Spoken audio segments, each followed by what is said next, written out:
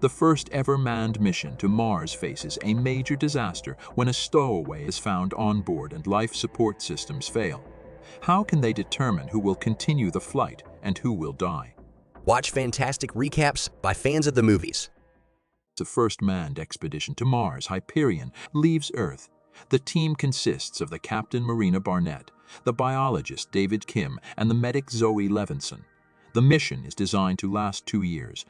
During the launch, minor technical problems occur, and Marina Barnett considers terminating the mission. However, the control center decides to continue the mission and make adjustments to the engines. The ship successfully connects to the interorbital block, after which the crew creates artificial gravity, begins rotation, and deploys solar panels. Biologist David is temporarily uncomfortable with the initial rotation and needs time to adjust. Zoe is delighted by the prospect of this exciting flight, and Marina Barnett. The captain remains calm for her. This is the third mission into space, destined to be the last of her career. The team settles into the interorbital block and begins to familiarize themselves with the surroundings. Zoe takes a look around the ship and discovers a porthole offering a magnificent view of Earth. Later, the crew establishes a video link to Earth where everyone shares their impressions. Barnett expressed her admiration for the crew and the high professionalism of the ground crew. Zoe recalled how she initially treated the mission as a joke, but now realized that the project could give meaning to her life.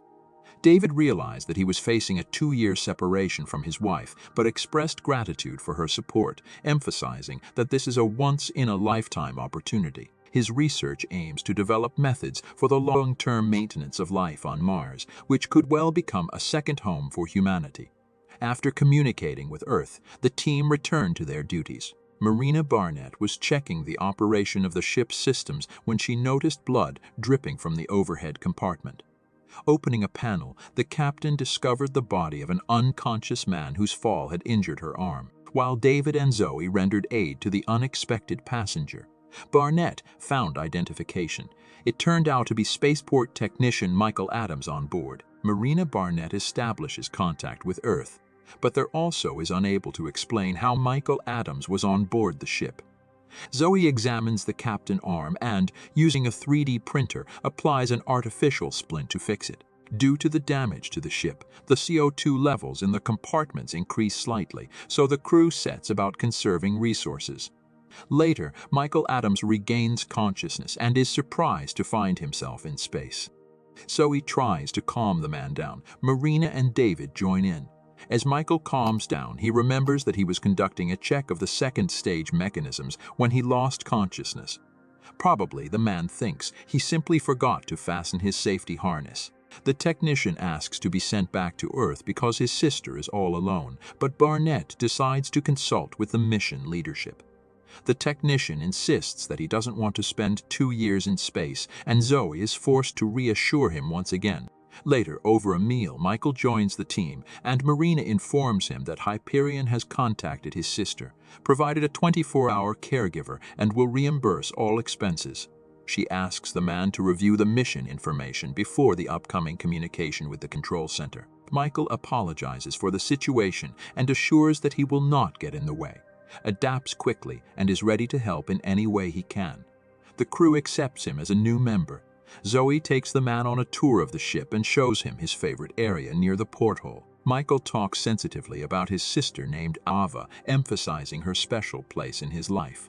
The next day, a new crew member assists David with his research. During a conversation between the men, Michael makes fun of the biologist's taste in music, and Kim tries to explain the reasons for his passion to jazz.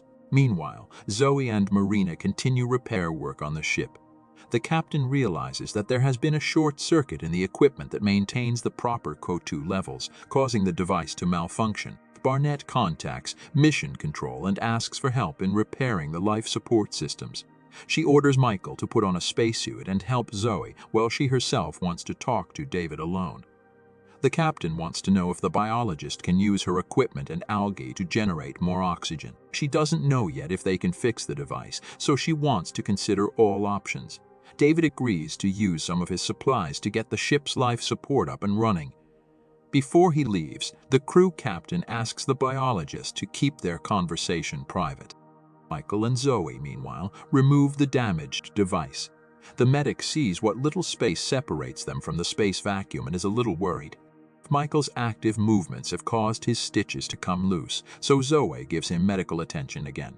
The technician expresses his gratitude, believing that she has made him feel less superfluous on the ship. Michael removes his clothes and Zoe sees the horrible burn scars on his chest. David informs the captain that he used half of his seaweed, which helped get half the amount of oxygen needed. Barnett orders them to begin work with the remainder of their resources, but Kim feels that this will prevent him from doing his planned research when they reach Mars. He says it will undo years of work the mission has been preparing for, and the CO2 absorber can still be repaired. Barnett tells him that the device is permanently broken, and he reluctantly agrees to do her bidding. Michael, meanwhile, sends a video message to his sister and tells her how things are going for him on the spaceship. He thought he was going to be a liability, but he came in handy as an assistant to the crew and now considers the mission to be the opportunity of a lifetime.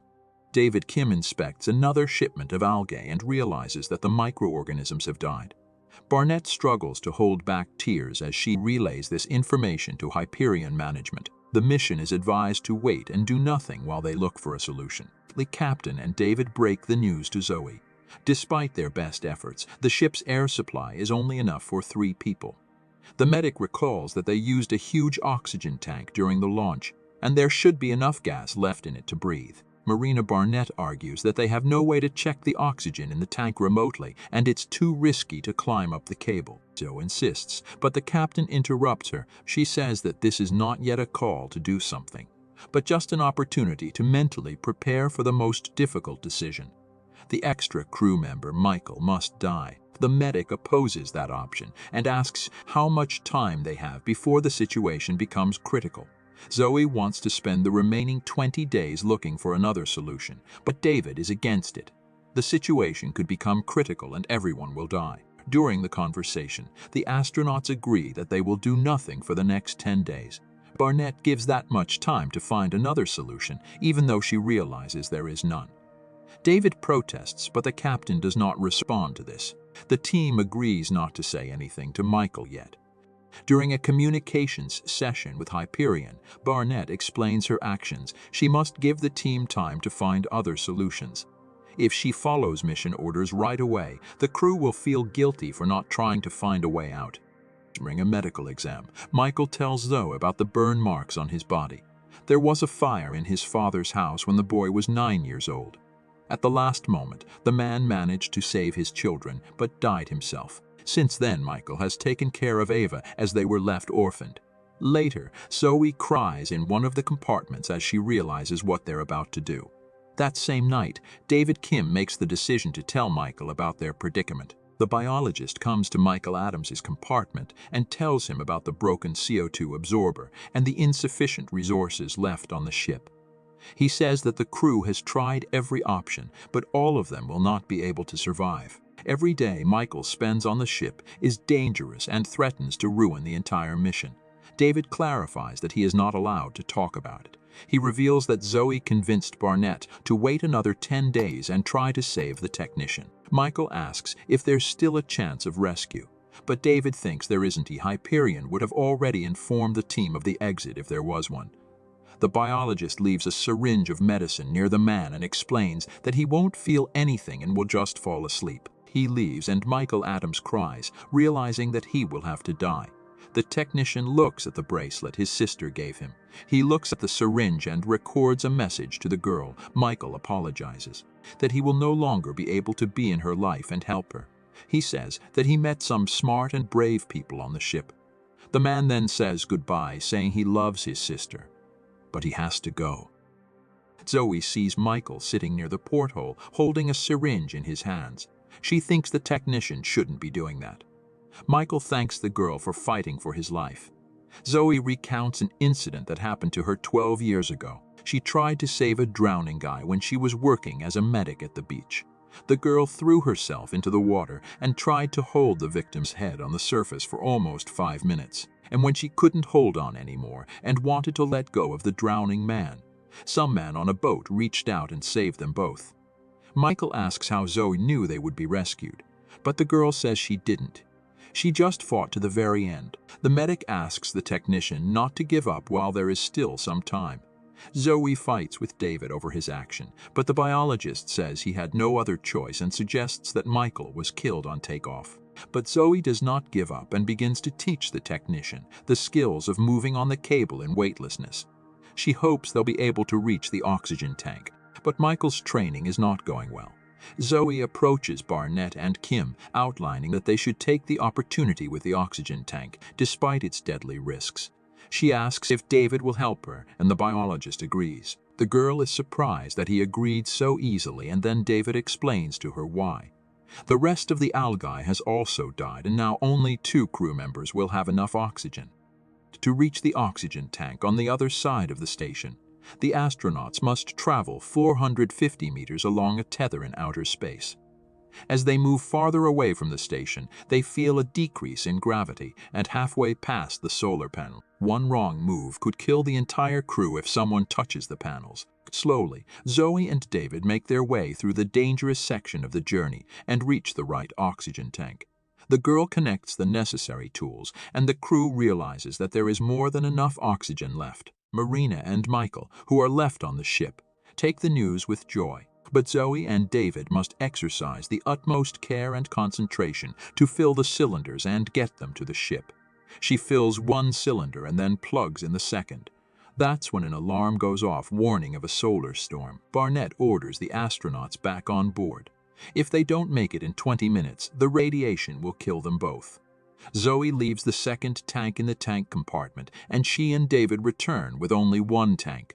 There is only enough oxygen in it for 3 crew members. Halfway through the journey, Zoe cautiously passes the solar panels, but suddenly loses control and, under the influence of gravity, begins to slide faster and faster toward the station. She falls onto the hull of the ship and loses her oxygen tank, which flies irretrievably into space. Zoe and David return to the ship's compartment, and all 4 of them sit in complete silence. After a while, the biologist says that the only chance of staying alive lies in the spare cylinder left in the tank.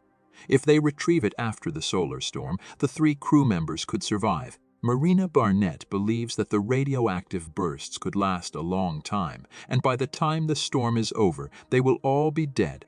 Michael then volunteers to go get the tank, even though everyone realizes such an outing would kill any astronaut because of the high radiation levels.